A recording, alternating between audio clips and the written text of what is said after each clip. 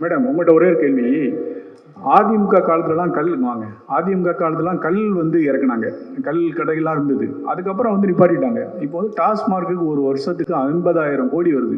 அந்த 50,000 கோடிக்கு பாதிப்பு வரும் தான் அந்த பனை கல்லை வந்து நிப்பாட்டியிருக்காங்களா? நான் சொன்ன மாதிரி பக்கத்து மாநிலத்துலலாம் இருக்கு, ஏன் தமிழ்நாட்டில் நிப்பாட்டியிருக்கீங்க? நீங்கள் அது சம்மந்தப்பட்டதுனால கேட்குறேன். இது வந்து அரசு தான் பதில் சொல்லணும். ஏன்னா அரசுகிட்ட வந்து கள்ளு தடையை நீக்கணும், கல்லில் அதில் அதை வந்து அறிவியல் பூர்வமாக இதில் இந்த அளவுக்கு தீமைகள் இருக்குது இல்லை நன்மைகள் இருக்குன்ற எந்த ரெக்கார்டும் இல்லை, எந்த பதிலும் இல்லை. இதை முன்னிறுத்தி நாங்கள் பல முறை வந்து போராட்டம் நடத்தியிருக்கோம், மாநாடு நடத்தி. அப்புறம் கடைசியில் பார்த்தீங்கன்னா, அதாவது பனை சார்ந்த 1000க்கும் மேற்பட்ட பயன்கள் இருக்குது. இது அத்தனையுமே தமிழ்நாட்டில் தமிழர்களாகிய நம்ம இழந்துக்கிட்டு இருக்கிறதுக்கு காரணம் வந்து இந்த கள்ளு தடை அப்படின்ற ஒரு விஷயம்தான். ஸோ ஒரு பனை அப்படின்னும் பொழுது அதில் காலை வச்சா ஒரு குற்றம், காவல்துறை நம்மளை கண்காணிக்கும் அப்படின்ற ஒரு பார்வை வந்து தமிழகத்தில் மட்டும்தான் மாற்றம் செய்யப்பட்டிருக்கு. அதுவும் 1987 இருந்து இன்னைக்கு வரைக்கும் அதை வந்து ஒரு பின்னோக்கி இவ்வளோ பேர் தேவை இருக்குன்னு சொல்கிறாங்க. இத்தனை கோடி மரங்கள் அழிஞ்சிருக்கு. இது எல்லாத்தையுமே பனைன்றதை பொறுத்த வரைக்கும் ஆண்ட ஆட்சியாளர்களாக இருக்கட்டும், ஆளக்கூடியவங்களாக இருக்கட்டும், எல்லாம் ஒரு கண் துடைப்பாக தான் இருக்குது. இன்றைக்கி கூட நீங்கள் ஒரு 10 பனை மரத்தை வெட்டுட்டிங்கன்னா ஒரு 100 பனங்கொட்டையை நட்டுட்டு போயிட்டே இருக்கலாம். இது வந்து தீர்வாகுமா? ஒரு அவசியம் இருக்கும் பொழுது அப்படின்றது தான் ஒரு சரியான தண்டனைக்குரியதாக இருக்கும் அப்படின்னும் போது தான் குற்றங்கள் குறையும். கள்ளு தடை அப்படின்னும் பொழுது அதை வந்து இன்னைக்கு வரைக்கும் ஆட்சியாளர்கிட்ட வந்து எந்த ஒரு தெளிவான ஆய்வுபூர்வமான பதிலும் இல்லை. மத்திய அரசுக்கு இது பனை சார்ந்த ஒரு கோரிக்கையை வைக்கும் பொழுது கடற்கரை ஓரமாக வைக்கணும் அப்படின்னு சொல்லி கொடுத்துருந்தோம் 2020. ஏன்னா பனை மரங்கள் எல்லாம் அழிக்கப்பட்டுக்கிட்டு அப்படின்னு அதுக்கு வந்து உடனடியாக செவிசாய்த்து கடற்கரை ஓரங்களில் பனை நடவு செய்வதற்கான நடவடிக்கை எடுக்கப்படும் சொல்லி பதில் கொடுக்கப்பட்டது. பனையை மருத்துவ தாவரமாக அறிவிக்கணும். ஏன்னா பனை வந்து இந்தியாவில் 95 மூலிகைகள் வந்து மெடிசினல் பிளான்ஸாக அது வந்து மத்திய அரசோட உதவித்தொகையை பெற்றுக்கிட்டு இருக்கு. ஆனால் பனையை வந்து இது வரைக்கும் யாருக்கும் சேர்க்கலை. ஸோ அதையும் தமிழ்நாடு மெடிசினல் பிளான் போர்டில் கொடுக்க சொன்னாங்க, அதையும் கொடுத்துருக்கோம். இந்த பனை மரங்களோட அழிவு அப்படின்னு பெரும்பான்மையான இந்த கள்ளு தடைன்ற அந்த ஒரே ஒரு விஷயத்தால தான் இன்னைக்கு வரைக்கும் வந்துட்டு இருக்கு. 50 லட்சம் ரூபாய் வரைக்கும் மத்திய அரசு வந்து பனை சார்ந்த தொழில் செய்பவர்களுக்கு உதவித்தொகை கொடுக்குது. அதை வாங்கி அவங்க முன்னெடுத்து கொண்டு போகலாமே என்று பார்த்தா தமிழ்நாட்டில் வந்து அது வந்து சாத்தியம் இல்லை.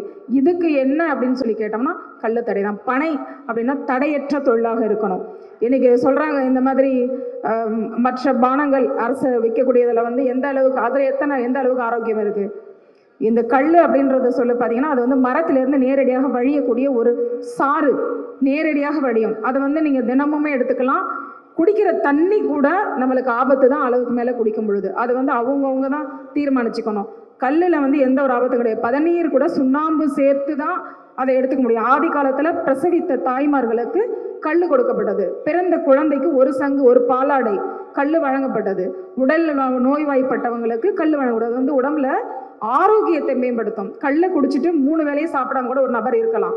ஆனால் மற்ற பானங்களை வந்து குடிச்சிட்டு இருக்க முடியுமான்னா முடியாதுன்னு தான் சொல்லலாம். ஸோ அறிவியல் பூர்வமாக எந்த ஒரு பதிலும் அரசிடம் இல்லை. தேங்க்யூ. அதாவது கிராமப்புறங்களில் இருக்கவங்க எல்லாரையுமே சொல்லலாம். பனை தொழில் விவசாயம் செய்யக்கூடிய அத்தனை பேரையும் சொல்லலாம். ஏன்னா பனம் பழம் இருக்கலாம், பனங்கிழங்கு, டவனு, பதநீர். அந்த பதநீர் விற்காத பொழுது அதை கருப்பட்டியாக்கி கிராம பெண்களுக்கு வந்து நல்ல ஒரு வருமானம். இன்னைக்கு குறைஞ்சது 400 ரூபாயிலிருந்து 1000 ரூபாய் வரைக்கும் பனங்கருப்பட்டி விற்குது. கருப்பட்டி கடைகள் வந்து இன்னைக்கு அதிக அளவில் அதிகரிச்சிருக்கு தமிழ்நாட்டில் கருப்பட்டி பயன்பாடு. ஆனால் அதை கொண்டு வர பனை தொழிலாளர்களுக்கு எந்த முன்னேற்றமும் அரசு வழங்கலை, குறிப்பாக தமிழகத்தில் மட்டும். சார் ஒரு நிமிஷம் சார். Swaminathan sir please.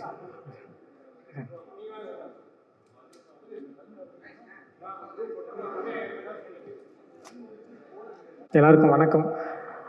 இந்த படம் நெடுமி, இதுக்கு ஒரு மிகப்பெரிய ஒரு பேக் ஸ்டோரி, பெரிய கதை இருக்குது. படத்தை வந்து நம்ம துறையில் இருக்க நிறைய பெரிய பிரபலங்கள் அவங்களோட கண்களில் நம்மளோட ட்ரெய்லர் படங்கள்லாம் எல்லாருக்குமே நம்ம ரீச் பண்ணியிருந்தோம். அப்போது சீமான் அண்ணனோட டீம்லேருந்து நம்ம படத்தை வந்து பார்த்தாங்க. அவங்க சார்ந்த படம் வந்து அவங்களுக்கு ரொம்ப பிடிச்சிருந்தது. இந்த படம் வந்து எதை வலியுறுத்துது, இந்த படத்தை வந்து கொண்டு போகணும் அப்படின்ற மாதிரி ரொம்ப சப்போர்ட்டிவாக பேசினாங்க. ரொம்ப அடுத்த கட்டத்துக்கான முயற்சி ரொம்ப பண்ணாங்க. நான் சீமான் அண்ணனை போய் நான் பார்த்தேன்.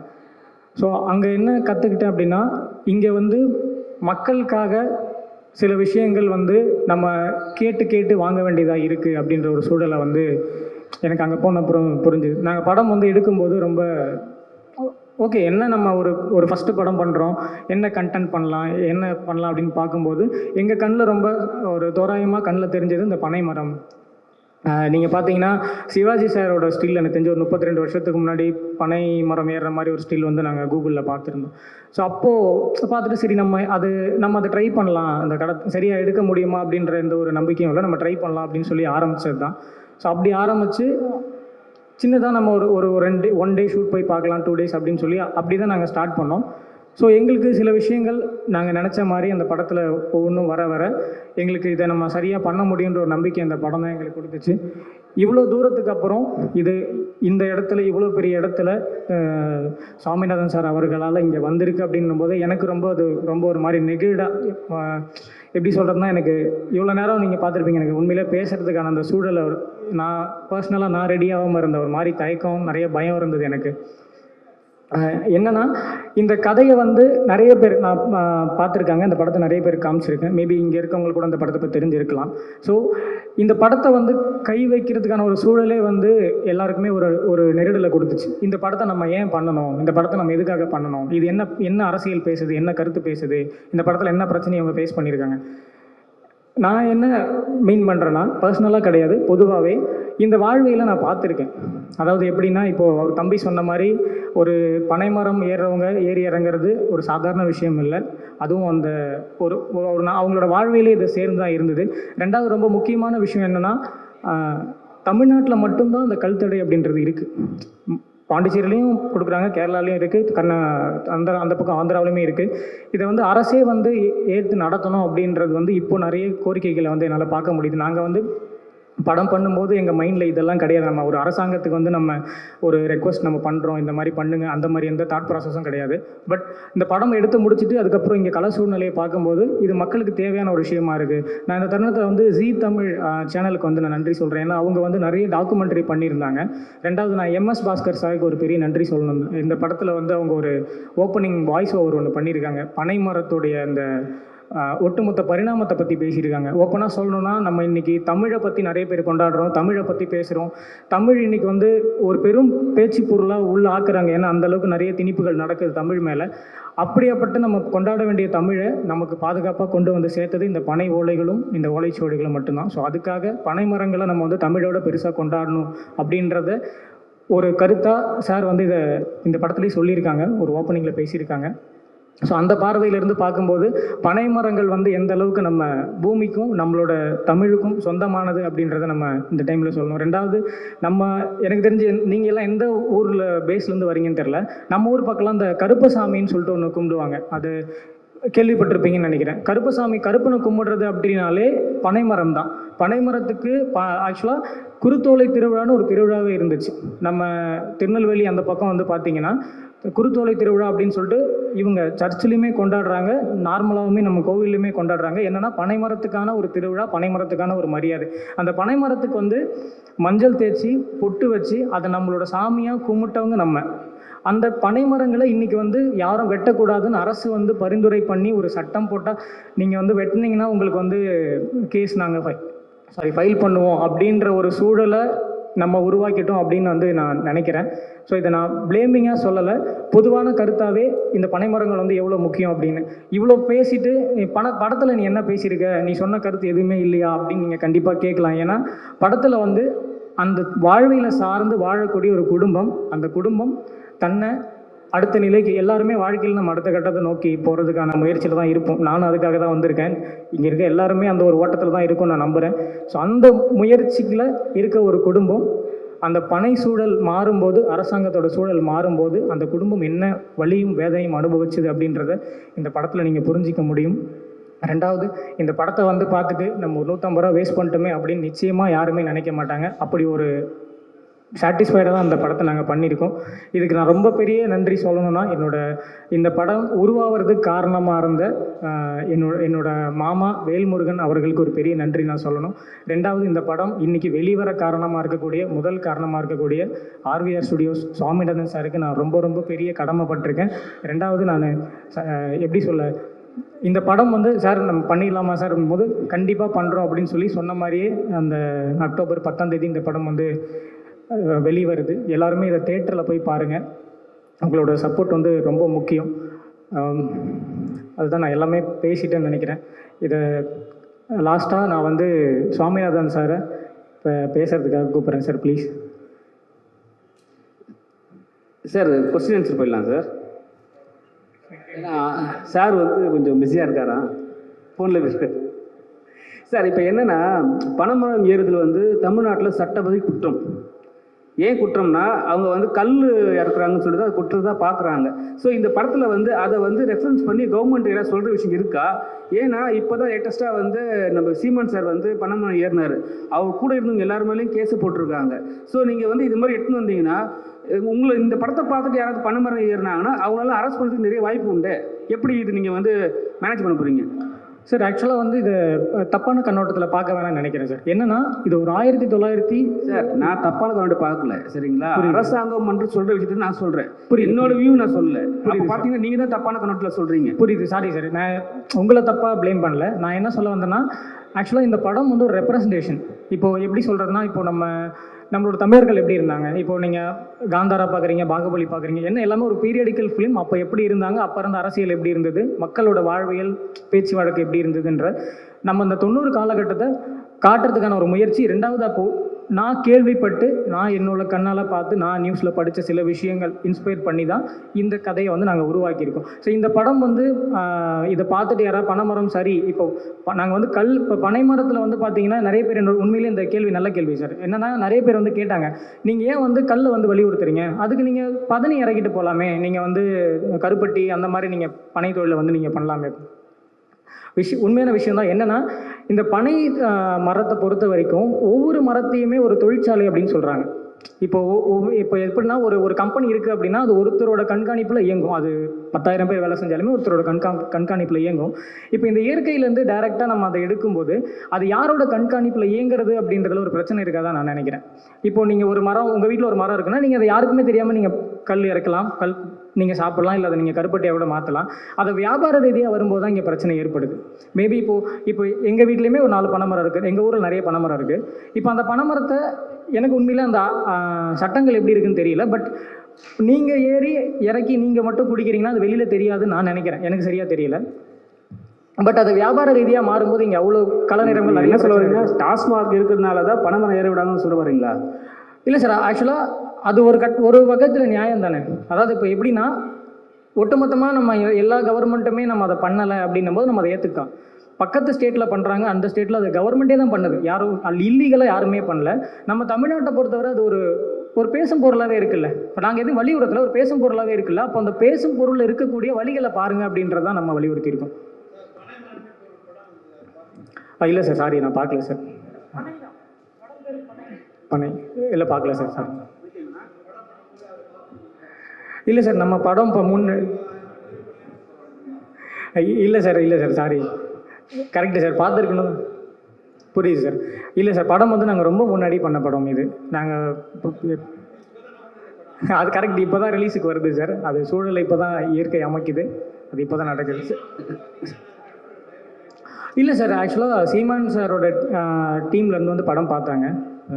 சார் வந்து இந்த படம் வந்து கண்டிப்பாக கொண்டு போகணும், எல்லாருக்கும் கொண்டு போய் சேர்க்கணும் அப்படின்னு சொன்னாங்க.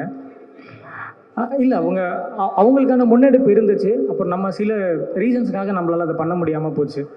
அது வியாபார ரீதியாக நிறைய ரீசனுக்காக பண்ண முடியாமல் போச்சு. ஆனால் அவங்க முயற்சி பண்ணாங்க, ரொம்ப பெரிய முயற்சி பண்ணாங்க. நான் கூட இருந்தேன். ஸோ அதுக்கு பெரிய நன்றி சொல்லணும். நான் நடந்தது உண்மைன்னு நான் சொல்லணும். ரொம்ப பெரிய நன்றி அதுக்கு. Right sir. இது கதை வந்து எந்த ஊரில் நடக்கு, எந்த காலகட்டம், ஹீரோ என்ன வேலை பார்க்குறாரு, ஹீரோயின் என்ன, கதையில் என்ன சொல்ல வரீங்க அதை சொல்லுங்களேன் சார். கதை வந்து திருநெல்வேலி மாவட்டத்தில் நடக்கிற மாதிரி நாங்கள் அமைச்சிருக்கோம். ஆனால் ஷூட்டிங் நாங்கள் திருநெல்வேலியில் பண்ணலை. நாங்கள் இங்கே மரக்காணம் அப்படின்ற ஊரில் தான் பண்ணியிருக்கோம். ஹீரோ வந்து ஒரு கதையவே சொல்லலாமான்னு தெரியல. என்னென்னா, இது ஒரு ஆர்ட் ஃபிலிமாக தான் நாங்கள் பண்ணியிருக்கோம். இதில் நீங்கள் வந்து ஆர்ட் ஃபிலிம்னு சொல்கிறீங்க, பாட்டு வச்சுருக்கீங்க, ஃபைட்டு வச்சுருக்கீங்க அப்படின்னா அப்போ இருந்த கன்ஃபியூஷன். நான் ஓப்பனாக சொல்கிறேன் சார், நான் இந்த படம் பண்ணும்போது எனக்கு 24 வயசு. நீங்கள் என்ன கேள்வி வேணால் கேட்கலாம். நான் அந்தளவுக்கு எனக்கு நாலேஜ் எதுவுமே கிடையாது, இப்போவுமே கிடையாது. நான் முயற்சி பண்ணிகிட்டு இருக்கேன். பட் ஒன்று பண்ண முடியும்னு ஒரு நம்பிக்கை, எல்லாரும் ஏற்றுப்பாங்கன்னு ஒரு நம்பிக்கை, அந்த வழியை தான் காட்டுறோம். ஸோ அந்த வழியை நாங்கள் கரெக்டாக காட்டியிருக்கோம்னு நம்புகிறேன். ஒன்றும் சிம்பிள் தான் சார். அந்த குடும்பம் வந்து முன்னேற துடிக்குது. ஹீரோ வந்து ஒரு இப்போ நம்மளே நினைக்கலையா, நம்ம ஒரு சின்ன சைக்கிள் வச்சிருக்கோம், அடுத்து ஒரு வண்டி வாங்குறோம்னு நினைக்கிறோம், வண்டி வச்சிருக்கோம், ஒரு கார் வாங்கணும்னு நினைக்கிறோம், கார் இருக்கும், ஒரு லக்ஸரி கார். சார் முன்னேற நினைக்கிறது ஓகே, அது கல் இறக்கி தான் முன்னேறணுமா? சார் புரியல சார். குடும்பம் முன்னேற நினைக்கிறது ஓகே, எனக்கு புரியுது நீங்க சொல்லுது. Okay sir. கல் இறக்கி தான் முன்னேறணுமா? ஏன்னா எவ்வளோ தொழில் இருக்கு, எவ்வளோ பேர் வந்து படிச்சுட்டு நீ காட்டுற விஷயம் எனக்கு புரியுது. ஆனால் வந்து கல் இறக்கி தான் முன்னேறணும்னா ஒரு என்ன இல்லை சார். இப்போ இது இது கரெக்டு சார், நீங்கள் கேட்குற கேள்வி கரெக்டு. என்னென்னா நம்ம ஒட்டுமொத்த வாழ்வியலுமே நம்மளோட ஜாகிரஃபி பேஸ் பண்ணி தான் சார் இருக்குது. இப்போது நான் வந்து ஒரு மலை சார்ந்த வாழ்வியல் இருக்கேன்னா என்னோட வேலை கல் உடைக்கிறதாவோ இல்லை மலைப்பழங்களை பறித்து தேன் எடுத்து விற்கிறதாவோ தான் இருக்க முடியும். அப்படி தான் நான் நினைக்கிறேன். இப்போ ஒரு எனக்கு தொழிலுக்கு எனக்கு ஒரு சூழல் வேணும் இல்லைங்களா? அட்வைஸ் வந்து அரசாங்கத்துக்கு வைக்கிறீங்க, அரசாங்கத்துக்கு ஒரு கோரிக்கை வைக்கிறீங்க, இவங்களுக்குலாம் வந்து ஒரு வாழ்வியல் வேணும்ன்ட்டு. ஏன் படிப்புக்கு சொல்ல மாட்டீங்க? கல்லறைக்கு தான் வந்து ஒருத்தர் முன்னேறணும்னா எந்த விதத்துக்கு நியாயமாக இருக்கும் இது? இல்லை சார், அதாவது படத்தில் வந்து நீங்கள் எல்லாருமே திரும்ப வந்து கல் இறக்க போங்க அப்படி நம்ம கொண்டு வரல. இப்போ நீங்கள் பார்த்தீங்கன்னா நிறைய டிவி ஷோவில் கூட நான் பார்த்தேன், ஒருத்தர் வந்து அந்த வீடியோ வைரலாக கூட ஆச்சு. பனை மரத்துக்காக ஒரு டோட்டலாக அதை ஒரு இண்டஸ்ட்ரி மாதிரி பேஸ் பண்ணி அதுக்கு ஒரு பெரிய ஃபண்டிங்கே அவர் வாங்கினார். அந்த வீடியோ நானுமே பார்த்தேன். ஸோ அதுதான் சொல்ல வரேன். இப்போது அது ஒரு பெரிய தொழிற்சாலை, அந்த தொழிற்சாலை கவனிக்கப்படாமல் இருக்குன்றதான் நம்மளோட வலியுறுத்தலுமே. இப்போ நாங்கள் படம் பண்ணும்போது எந்த டாக்குமே கிடையாது, இப்படி ஒரு சூழல் கிடையாது, பனை மரத்துக்கான அட்டென்ஷன் கிடையாது, அந்த சட்டங்கள் கிடையாது, எதுவுமே கிடையாது. அப்போது அந்த சூழலில் இருக்கவங்களுக்கு அது ஒரு இதுதான் நமக்கு இப்போ வழி, வேறு எதுவுமே இல்லை. சரி, இப்போ என்னோட ஊர்லேருந்து எனக்கு வெளில வரதுக்கு பஸ்ஸுக்கே காசு இல்லைன்னும் போது அங்கேருந்து நான் என்ன சம்பாதிக்க முடியுன்றதை பற்றி மட்டும் தான் நான் யோசிக்க முடியும். இப்போ அப்படி பார்க்கும்போது நம்ம வாழைன்னு மாரி செல்வராஜ் படம் ஒன்று எடுத்திருந்தாங்க. இப்போ அதுலேயுமே ஒரு வாழ்வியல் தான். இப்போ வாழையை சுமக்கணுன்றது கட்டாயமானு கேட்டிங்கன்னா அது அவங்க வாழ்வியலுக்கு அது கட்டாயமாக தான் இருக்குது. அதுதான் அவங்க வாழ்வியல்.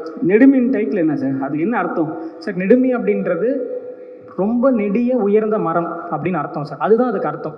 இதில் வந்து நீங்கள் தென்னை மரத்தையும் சேர்க்கலாம், பனை மரத்தையும் சேர்க்கலாம். ஆனால் தஞ்சாவூர் கல்வெட்டுக்களில் பனை மரத்துக்கு ஒரு 150 பேர்கிட்ட கொடுத்துருக்காங்க. அதில் நெடுமீன்ற ஒரு பேரும் அதில் சேர்த்துருக்காங்க. நம்மளோட முன்னோர்கள் சேர்த்த பேர் தான், நாங்கள் அதை ரெஃபர் பண்ணி தான் நெடுமீன் வச்சுருந்தோம். ஸோ வேறு ஏதாவது கேள்வி சார்? கல் இறக்குறதுக்கு ஊக்குவிக்கிற மாதிரி ஒரு படம் இது, சரிங்களா? பனைமரம் ஏறதே வந்து குற்றம்னு சொல்லிட்டு ஒரு விஷயம் பண்ணியிருக்காங்க. இப்போ வந்து பனைமரத்தை வெட்டக்கூடாதுன்னுட்டாங்க. இப்போ கல் இறக்கிறத ஊக்குவிக்கிற மாதிரி நீங்கள் வந்து படம் எடுத்துருக்கீங்க. ஒருவேளை உங்களுக்கு அரசு வாரண்டினா வந்தால் என்ன பண்ணுவீங்க சார்? ஏன் சார் பயன்படுத்துறீங்க? வாழ்க்கையில் நான் இப்போ தான் முதல் படி எடுத்து வைக்கிறேன் சார். சார் ஒன்றும் இல்லை சார், ரொம்ப ரொம்ப சாதாரணமாக இதை புரிஞ்சுக்கணும்னா சார், என்னோட வயசுக்கு எனக்கு இருக்கிற அறிவுக்கு என்னோட புரிதலுக்கு ஒன்று தான் சார். இப்போது ஜல்லிக்கட்டு பிரச்சனை நடந்தது, நம்ம எல்லாருக்குமே தெரியும், நானும் போராடினேன். அப்போது அவங்களோட தாட் ப்ராசஸ் என்னவாக இருந்தது நம்ம எல்லாருமே புரிஞ்சுக்கிட்டோன்னா, மாடுகள் இல்லைன்னா ஆட்டோமேட்டிக்காக அந்த பால் வந்து அழிஞ்சிரும்ன்றது தான் அவங்களோட தாட் ப்ராசஸ். ஸோ அந்த உண்மை நமக்கு என்றைக்கு புரிஞ்சுதோ அன்றைக்கி நம்ம போராட ஆரம்பித்தோம். அன்றைக்கி ஒரு பெரிய மாற்றத்தை நம்மளால் கொண்டு வர முடிஞ்சுது. ஸோ நான் வந்து இதை உண்மையை புரிய வைக்கணும், அதுக்காக முயற்சி பண்ணுமா, நீங்கள் போராட்டம் பண்ணுறீங்களா புரட்சி பண்ணுறீங்களான்றது கிடையாது. நீங்கள் பாருங்கள், இப்போது ஏன்னா ஜல்லிக்கட்டு போராட்டத்துக்கு அப்புறம் தான் எனக்கு சீரியஸாகவே தெரியும். எங்கள் வீட்லேயுமே மாடு இருந்திருக்கு, ஆனால் அவ்வளோ பாசமாக அது குடும்பத்தில் ஒருத்தவங்களா பார்த்துப்பாங்கன்றது எனக்கு ஜல்லிக்கட்டு போராட்டத்துக்கு அப்புறம் நடந்த நிகழ்வுகளும் அதுக்கு மேலே மாட்டுக்கு அட்டென்ஷனும் தான் எனக்கு புரிய வச்சுது. மாடுகளும் குடும்பத்தில் ஒருத்தவங்களா பார்த்துக்கிறாங்க அப்படின்னு. ஸோ இதை பார்க்கும்போது உங்களுக்கு ஒரு அட்டென்ஷன், மேபி அங்கே இருக்க யாருக்கோ பனைமரம் வந்து ஒரு தொந்தரவாக வீட்டாண்ட இருக்கலாம், தினமும் ஓலை கூட எடுத்து அந்த மாதிரி அதில் பாம்பு கூட இருக்கலாம், சிட்டியில் இருக்கலாம், அதை வெட்டணுன்ற ஒரு மனசு வரலாம். இந்த படத்தை பார்க்கறதுக்கப்புறம் அந்த மனசை நீங்கள் மாற்றக்கூடும் சூழ்நிலை கண்டிப்பாக வரும் நான் நம்புகிறேன். ஏன்னா இந்த மரம் உங்களுக்கு இந்த படத்தில் ஒரு கேரக்டராக அது நடிச்சிருக்கும். அதுதான் உங்களோட மனமாற்றம், ஒரு சின்ன மனமாற்றம் இந்த படம் மூலிமா ஏற்படுன்றது நான் உறுதியாக சொல்கிறேன் சார். அதில் எந்த மாற்றமும் இல்லை. மேடம், உங்கள்கிட்ட ஒரே ஒரு கேள்வி. எல்லாருக்கும் வணக்கம், பத்திரிகையாளர்களுக்கு வணக்கம். நெடுமி இந்த படம் வந்து ஒரு பனை சார்ந்த ஒரு வாழ்வியலை பற்றி பேசக்கூடிய ஒரு கதையாக இருக்குது. இங்கே இந்த தருணத்தை ஏற்படுத்தி கொடுத்த இந்த படத்தோட தயாரிப்பாளர் சுவாமிநாதன் சாருக்கு ஒரு மிகப்பெரிய நன்றி. ரெண்டாவது, இந்த படத்துக்காக நான் தூரம் வந்த கடைசி தோட்டாவோட டைரக்டர் வந்திருக்காங்க, நவீன் சாருக்கு ஒரு நன்றி. அப்புறம் பனை இளவரசின்னு சொல்லக்கூடிய கவிதா காந்தி மேம், இவங்க வந்து அட்வொகேட். ஆக்சுவலாக பனை மரத்துக்காக அந்த தமிழ்நாட்டில் ஏற்பட்டிருக்கக்கூடிய அந்த கல் தடையை நீக்கணும் அப்படின்றதுக்காக நிறைய முன்னெடுப்புகள் எடுத்துக்கிட்டு இருக்காங்க. ஸோ அவங்களும் இந்த ஃபங்க்ஷனுக்கு வந்திருக்காங்க. Thank you ma'am. ஸோ என்னோடய team members David, AR Rajesh, hero Pradeep, heroine Abhinaya, எல்லாருக்குமே ரொம்ப பெரிய தேங்க்ஸ் இந்த படத்தோட இதுக்கு ஜாயின் பண்ணதுக்கு. ஸோ கடைசி தோட்டா பிரதர், நீங்கள் ஒரு 2 வார்த்தை பேச மாதிரி.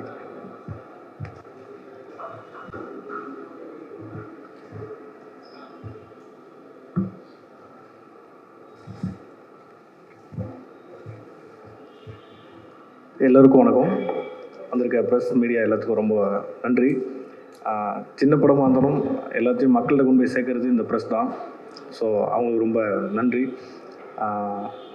இந்த படத்தோட ப்ரொடியூசர் சாமிநாதன் ராஜேஷ் அண்ணா. இந்த படம் வந்து பார்த்திங்கன்னா ஒரு வாழ்வியல் சம்மந்தப்பட்ட படம். அந்த படம் வந்து ரொம்ப நல்லாவே பண்ணியிருக்காங்க. ஸோ இந்த படம் மக்கள் எல்லாம் தேட்டரில் போய் பார்க்கணுன்னு ரொம்ப வேண்டி கேட்டுக்கிறேன். இந்த டீம் எல்லாமே நல்லா சப்போர்ட் பண்ணுங்கள். டீமுக்கு ரொம்ப தேங்க்ஸ். Thank you brother. பிரதீப், நீங்கள் வந்து பேசுகிறீங்க, வாங்க. ஆக்சுவலாக இவரை பற்றி சொல்லணுன்னா, இந்த நெடுமி வந்து நாங்கள் ரொம்ப முன்னாடி பண்ண படம். அதன் பிறகு இவருக்கு ஆக்சுவலாக இதில் தான் ஒரு இன்ட்ரடியூஸ் ஆனார். இப்போது ஒரு 2 மாதத்துக்கு முன்னாடி 3 மாதத்துக்கு முன்னாடி அவரோட 2 படங்கள் ரிலீஸ் ஆகி இப்போ இன்னொரு பெரிய ஒரு படம் பண்ணிகிட்டு இருக்காரு. ஸோ ரொம்ப வாழ்த்துக்கள் பிரதீப், வாங்க. இங்கு வருகை தந்துள்ள ப்ரெஸ் மீடியா ரிப்போர்ட்டர்ஸ் எல்லாருக்கும் ஒரு மிகப்பெரிய நன்றி. இது எனக்கு முதல் படம் நெடுமி. இந்த படத்து மூலயமா தான் அடுத்தது நான் இது வரைக்கும் ஒரு 8 படம் பண்ணிட்டேன். அதுக்கு முதல் காரணம் இந்த படம் எனக்கு கொடுத்த ஒரு உழைப்பு, இது கொடுத்த ஒரு ரெகனைசேஷன். இது ரிலீஸ் ஆகிறதுக்கு ஒரு 3 ஆண்டு காலம் எடுத்துக்கிட்டாலும் இதில் நான் கற்றுக்கிட்ட விஷயங்கள் எவ்வளவோ இருக்குது. போன மாதம் 19ஆம் தேதி ராயல் சல்யூட் அப்படின்ற ஒரு படம் ரிலீஸ் ஆச்சு. உங்களை நிறைய பேர் அந்த ப்ரெஸ் மீட்டுக்கு வந்திருந்தீங்க. ஸோ அது என்னுடைய 2வது படம். இதுதான் முதல் படம். ஒரு மரம் ஏறுறதுன்றது நம்ம வெளியிலேருந்து பார்க்கும்போது ரொம்ப சுலபமாக இருக்கும். ஒரு சம்மர் சீசனில் நொங்கு வாங்கி சாப்பிட்றோம், ரொம்ப ஈஸியாக இருக்கும். பட் அது ஏறி இறங்கும் போது தான் அதில் எவ்வளோ வலி இருக்குது, எவ்வளோ உடல் வேதனை இருக்குன்றது என்னால் உணர முடிஞ்சுது.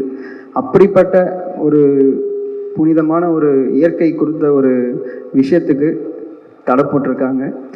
அதை வந்து ரொம்ப அழகாக வந்து நம்ம டைரக்டர் வந்து கதையில் வந்து சொல்லியிருக்காரு. படம் கண்டிப்பாக சின்னவங்கலேருந்து பெரியவங்க வரைக்கும் எல்லாருக்கும் வந்து பிடிக்கும். எல்லாரும் வந்து பார்க்க வேண்டிய ஒரு படம். அதில் என்னால் முடிஞ்ச அளவுக்கு என்னோடய எஃபெக்டை நான் வந்து போட்டிருக்கேன்னு நம்புகிறேன். கண்டிப்பாக எல்லோரும் வந்து படம் பாருங்கள். இன்னும் ஒரு ஓரிரு நாட்களில் வந்து திரையரங்கில் ரிலீஸ் ஆகுது. கண்டிப்பாக பாருங்கள். உங்களுடைய சப்போர்ட் வந்து கண்டிப்பாக கொடுங்க. இந்த படத்தில் எனக்கு இப்படி ஒரு வாய்ப்பு கொடுத்த என்னோடய நண்பர் டைரக்டர் நந்தா லக்ஷ்மணன் அவருக்கும், இப்போ இந்த படம் இவ்வளோ தூரம் வந்திருக்குன்னா அதுக்கு முக்கிய காரணம் RVR ப்ரொடக்ஷன்ஸ் சாமிநாதன் சார் அவருக்கும் ஒரு மிகப்பெரிய நன்றியை நான் வந்து சொல்லிக்கிறேன். ஏன்னா எவ்வளோ படங்கள் தமிழ் சினிமாவில் வந்து எடுக்கப்பட்டு ரிலீஸ் பண்ண முடியாமல் இருக்குது. இந்த சூழ்நிலையில் அந்த 100-200 படங்களுக்கு மத்தியில் ஒரு செலக்டிவாக இந்த ஸ்கிரிப்ட் ஒர்க் அவுட் ஆகும்னு சொல்லி எங்களை நம்பி இவ்வளோ தூரம் வந்து பண்ணதுக்கு ஒரு மிகப்பெரிய நன்றி. அதுக்கு நம்ம டீம் சார்பாக ஒரு மிகப்பெரிய ஒரு கிளாஸ் பண்ணிடுங்க. அதேமாரியே இந்த படத்தில் ஒரு முக்கிய விஷயம் என்னென்னு பார்த்தீங்கன்னா, பாடல்கள் எல்லாமே வந்து ரொம்ப அற்புதமாக வந்திருக்கு. நீங்கள் எல்லோரும் ஒரு வாட்டி அந்த சாங்ஸை கேட்டாலே உங்கள் மனசில் பதிகிற அளவுக்கு வந்து அந்த பாடல்கள் அமைஞ்சிருக்கு. என்ன, நாங்கள் எல்லாருமே வந்து புதுமுகங்கள், அதனால் எங்களுக்கு வந்து பெருசாக வந்து ஓப்பனிங் கிடைக்கல. பட் படம் கண்டிப்பாக வந்து மிக அற்புதமாக இருக்கும். இந்த படத்தை நீங்கள் நல்லபடியாக மக்கள்கிட்ட போய் சேர்த்திங்கன்னா ஒரு 30 தேட்டர் 40 தேட்டர்னு இருக்கிற ஸ்க்ரீன்ஸ் எங்களுக்கு ஒரு 50 தேட்டர் 60 தேட்டர் 70 தேட்டராக இம்ப்ரூவ் ஆகிறதுக்கு ஒரு மிகப்பெரிய ஹெல்ப்பாக இருக்கும். கண்டிப்பாக வந்து படம் பாருங்கள், சப்போர்ட் பண்ணுங்கள். Thank you so much. ரொம்ப நன்றி பிரதீப். அடுத்தபடியாக ஹீரோயின் அபிநயா, நீங்கள் வந்து 2 வார்த்தை பேசலாமா?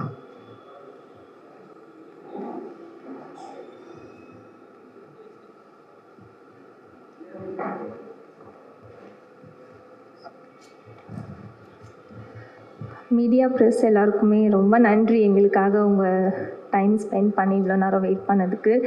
அண்டு நீங்கள் நினச்சா மட்டும்தான் இதை எல்லார்கிட்டையும் கொண்டு போய் சேர்க்க முடியும்.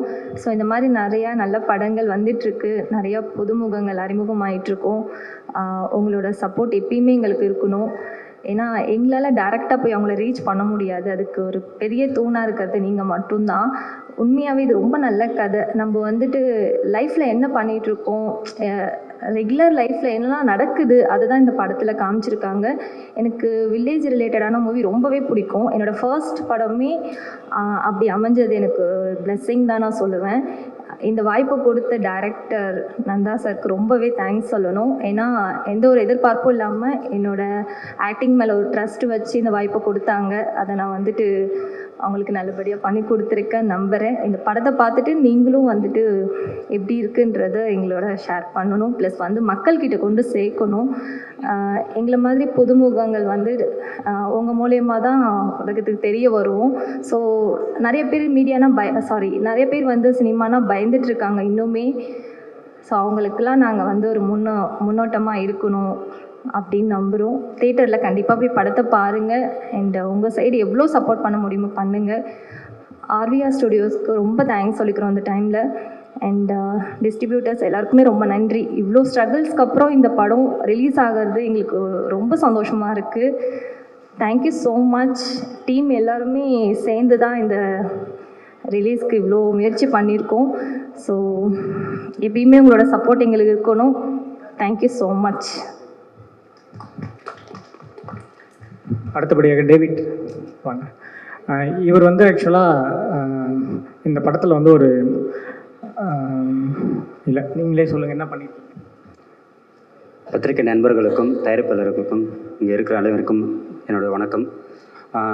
இந்த படத்தில் நான் ஒரு ஃபஸ்ட்டு சாங் நான் தான் எழுதியிருக்கேன். ஃபஸ்ட்டு சாங் எழுதும்போது அந்த படத்தோட பிள்ளையார் சொல்லி அதுதான் டைரக்டர் சார் கூப்பிட்டு நீ தான் முதல் பாட்டு எழுதுன்னு சொன்னதும் கொஞ்சம் பயமாக இருந்துச்சு. அதுக்கப்புறம் அந்த சாங் எழுதி முடிச்சதுக்கப்புறம் அவர் கொடுத்த நம்பிக்கை, அதுக்கப்புறம் இந்த படம் கடை நல்லா ஸ்டார்ட் ஆகி கரெக்டாக எல்லா ஒர்க்கும் கரெக்டாக முடிஞ்சுது. அதுக்கப்புறம் எல்லாருக்கும் ஒரு நம்பிக்கை வந்துச்சு. அதுதான் வேறு எதாவது சொல்கிறதுக்கு ஒரு கொஞ்சம் இதாக இருக்குது. வாய்ப்பு கொடுத்த டைரக்டருக்கும் தயாரிப்பாளர்களுக்கும் அனைவருக்கும் சக நடிகர்கள் எல்லாருக்கும் ரொம்ப நன்றி தெரிவித்துக் கொள்கிறேன். தேங்க்யூ. அடுத்தபடியாக ஏஆர் ராஜேஷ் இந்த படத்தில் ஒரு முக்கியமான கதாபாத்திரம் பண்ணியிருக்காரு. அவர் வந்து நடிகர் மட்டும் இல்லை, ஒரு 2-3 படம், இப்போ 3வது படம் டைரக்ட் பண்ணிகிட்ருக்காரு. ஸோ மிகப்பெரிய ஒரு உழைப்பு. ஓப்பனாக சொல்ல போனால் 2 பேருமே, ஹீரோவும் சரி ராஜேஷுமே சரி, நைட்டு அப்படியே ஷூட்டிங் முடிச்சுட்டு வந்தாங்க. இதை கஷ்டமாக சொல்லலை, பட் இதுக்காக ஸ்பெண்ட் பண்ணோம் அப்படின்ற ஒரு பெரிய விஷயம் அவங்களுக்கு இருக்குது. அதுக்காக ரொம்ப பெரிய தேங்க்ஸ். எல்லாருக்கும் வணக்கம். நெடுமி ஓங்கி உயர்ந்த பனைமரம் சங்க இலக்கியங்களில் 108 பெயரில் தான் நெடுமின்ற வேர்டு நாங்கள் வச்சோம். இந்த படம் மரக்காணம் ஆலப்பாக்கம் என்ற பகுதியில் ஷூட் பண்ணோம். டெஃபினட்டாக இந்த படம் உங்கள் எல்லாருக்கும் பிடிக்கும் நாங்கள் நம்புகிறோம். இந்த படத்தை முன்னாடி ஹரிஷர் ப்ரொடக்ஷன்ஸ் இது பண்ணாங்க, தயாரித்தாங்க. அவங்கக்கிட்டேருந்து RVR studios mister Saminathan sir இந்த படத்தை பார்த்துட்டு அவங்க எங்கள் மேலே நம்பிக்கை வச்சு இந்த படத்தை வாங்கி ரிலீஸ் பண்ணுறாங்க. ரொம்ப பெரிய தேங்க்ஸ் சார். ஏன்னா படம் பண்ணி முடித்ததுக்கப்புறம் ரிலீஸ்க்கு என்ன பண்ணுறதுன்னு தெரியாங்க நாங்கள் முடிச்சிட்ருந்தோம். அப்போ நீங்கள் எங்களுக்கு மிகப்பெரிய சப்போர்ட்டாக இருந்தீங்க. ரொம்ப தேங்க்ஸ் சார். இந்த படத்தில் முதல் பாட்டு மிஸ்டர் வெங்கடாச்சலம் அண்ணன் பாடியிருக்காங்க. ரொம்ப பெரிய தேங்க்ஸ்ண்ணே. இப்போ அண்ணன் ஏர்டெல் சூப்பர் சிங்கரில் பாடிட்டுருக்காங்க. ரொம்ப பெரிய நன்றிண்ணே. அபிநயா, என்னோட மச்சான் பிரதீப், நந்தா எல்லாம் சார்னு கூப்பிட்றாங்க ப்ரெஸ்க்காக. நாங்கள் மாமா மச்சான் தான் கூப்பிட்டுப்போம். டெஃபினட்டாக இந்த படம் எல்லாருக்குமே பிடிக்கும். நிறையா ஸ்ட்ரகிள்ஸ் இருக்குது இந்த படத்தில். நாங்கள் நிறையா ஃபேஸ் பண்ணோம். ஊரில் பஞ்சாயத்து நிறையா வந்துச்சுன்னு வச்சுங்களேன். ஸோ அதெல்லாம் முடித்து இப்போ அக்டோபர் 10ஆம் தேதி படம் ரிலீஸ் பண்ணும்போது ரொம்ப எக்ஸைட்மெண்ட்டாக இருக்கும். உங்களுக்கும் படம் பிடிக்கும் நாங்கள் நம்புகிறேன். Thank you so much.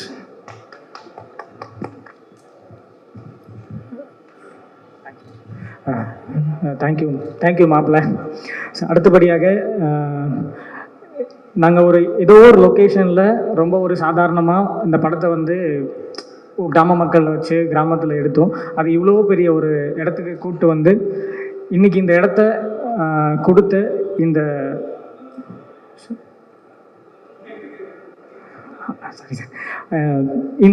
லொக்கேஷன் இன்றைக்கி இந்த அம்பிகா எம்பேர் ஹோட்டலோட ஜிஎம் சார், அவருக்கு ஒரு சின்ன ஒரு மரியாதைக்காக அழைக்கிறேன் சார், ப்ளீஸ். ஹீரோ ஹீரோயின் கொஞ்சம் சாருக்கு வந்து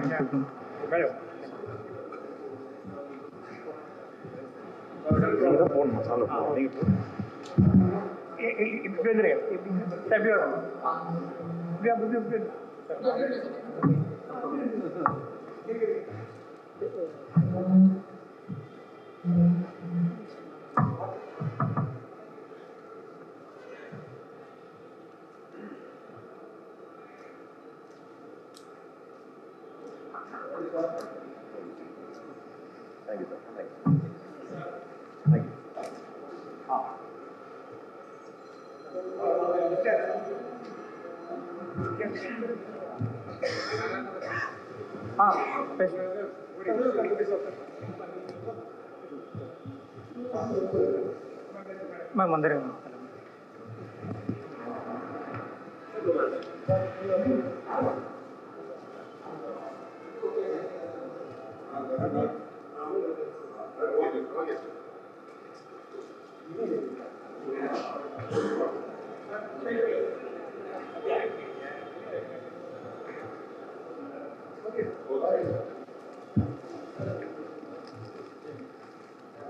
மேம் நீங்கள் ரிசீவ் பண்ணிக்கலாம்.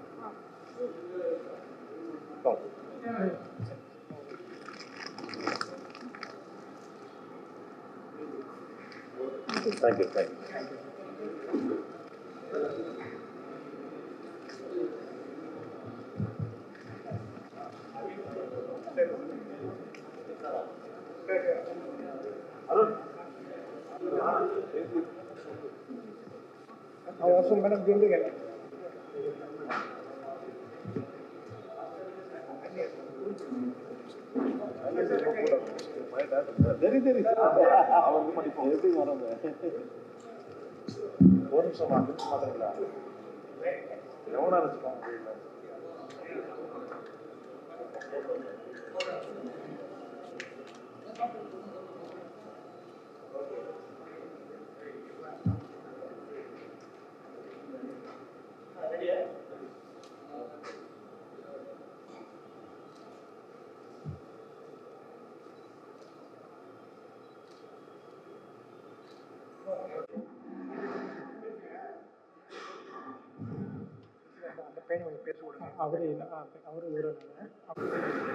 ஃபஸ்ட்டு எல்லோரும் கொஞ்சம் மன்னிச்சிடுங்க. இங்கே டைம் வந்து ரொம்ப போயிட்டுருக்க மாதிரி தான் ஃபீல் ஆகுது. ஸோ அதுக்காக சாரி. கொஞ்சம் ஃபஸ்ட் டைம் நாங்கள் இங்கே எல்லாருக்குமே. அடுத்தபடியாக கவிதா காந்தி மேம், நீங்கள் வந்து பேசிடுங்க மேம். ஸோ இந்த பனை மரத்துக்காகவும் இந்த பனை இதுக்காகவும் நாங்கள் இந்த கதையை வந்து தேர்ந்தெடுத்து எடுக்கணும் அப்படின்னு சொல்லி ரெஃபரன்ஸ் எல்லாம் நாங்கள் தேடும்போது இவங்க நிறைய அதுக்கான முறையீடுகள் இப்போ தான் ஆக்சுவலாக கவர்மெண்ட் வந்து பனை மரத்தை வெட்டக்கூடாது அப்படின்ற மாதிரி சட்டங்கள்லாம் கொண்டு வந்திருக்காங்க. ஸோ அதுக்கு முன்னாடி அந்த சட்டங்கள் போடுறதுக்கு முன்னாடிலேருந்தே பனை மரத்துடைய அந்த ஒரு வேல்யூவை பற்றி நிறைய சோஷியல் மீடியாவில் நீங்கள் தேடி பார்த்தீங்கன்னா தெரியும். ஸோ அப்படி ஒரு ஆர்வலர் அவங்க. ஸோ அவங்கள இந்த தருணத்தில் இங்கே நான் பேச வைக்கிறதுல எனக்கு ரொம்ப மகிழ்ச்சியாக இருக்குது. Ma'am please.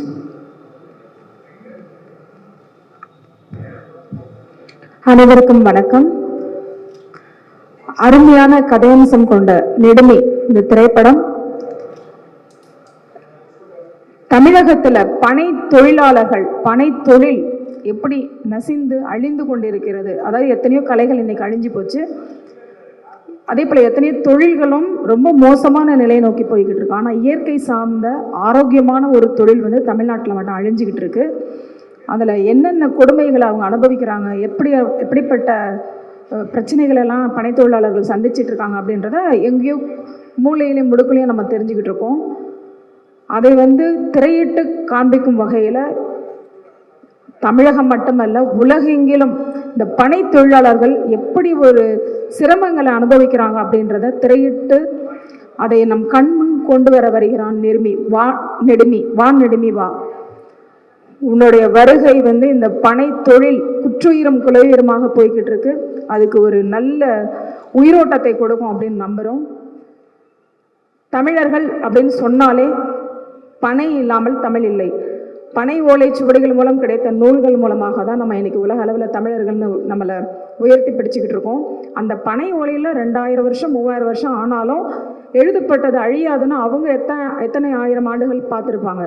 ஸோ பனை தொழிலாளர் இல்லாமல் நம்மளுக்கு தமிழ் மொழியே இல்லை அப்படின்னும் பொழுது இந்த பனை மரங்கள் பனைத்தொழில் அழிந்துக்கிட்டு இருக்கு.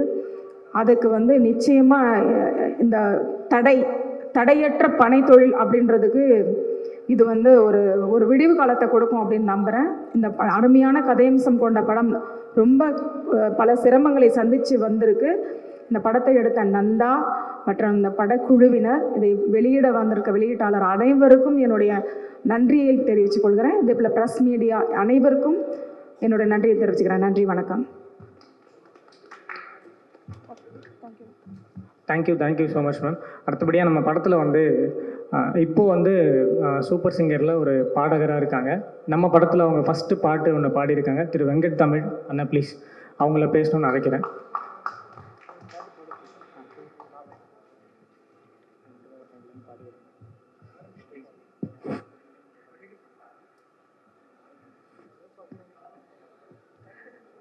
அனைவருக்கும் நன்றி. இந்த நெடுமி திரைப்படத்தை வந்து ஒரு மிக சிரமத்துக்கு ரொம்ப கஷ்டப்பட்டு எல்லாரும் தம்பிங்க நல்ல சிறப்பாக எடுத்திருக்காங்க. அவங்களோட உழைப்பிற்கு இத்தனை ஆண்டுகள் கழித்து இப்போ இந்த நல்ல ஒரு அங்கீகாரத்தை தந்த அத்துணை நல்ல உள்ளங்களுக்கும் நன்றி தெரிவித்துக் கொள்கிறேன். முக்கியமாக இந்த பத்திரிகையாளர்கள் தான் கொண்டு போய் சேர்க்கணும் இந்த படத்தை. இந்த வாய்ப்பினை வழங்கிய அனைவருக்கும் நன்றி.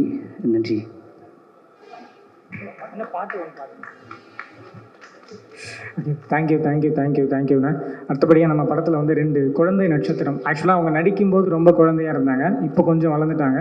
திரு சரத்ராஜ் அவர்களே பேச அழைக்கிறேன். நீங்கள் ஃப்ரேம்லாம் கொஞ்சம் லோ பண்ணிக்கோங்க. தெரியுதாவா? இங்கே இல்லை.